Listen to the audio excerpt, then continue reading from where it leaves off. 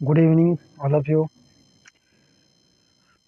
बंधु गोटे कथा सिंपल कथाटे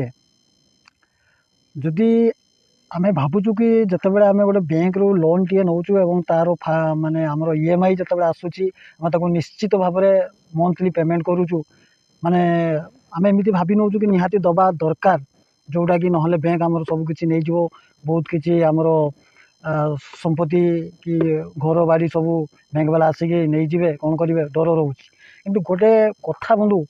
जदि सेमिति देखा तो भगवान जो आमको मनीष जन्म कर तेरे तार भी तो किसी आम मनीष जन्म जो भगवान आमको कर तार तो किसी कर्तव्य अच्छी ना गोटे मनीषर किसी तो कर्तव्य अच्छी से ही कर्तव्य को आम कहीं भावुन जेहेतु मनीष निश्चित भाव में आम किसी ना कि समाज करवा कि कर्तव्य करवा कि भल कम करवा यही जिनटा भी आम समस्ते भाविबा दरकार जमी आम बैंक फाइनान्स को ईएमआई को मंथली बाउंड आमको देवाई बोली भावुचे और दौचे सेमती मनीषर समाज प्रति किसी कर्तव्य भल कम भी आम निश्चित भाव में भाविबा और भल कम करवा लोक को साहाय्य करवा समाज सेवार समय निश्चित देवा।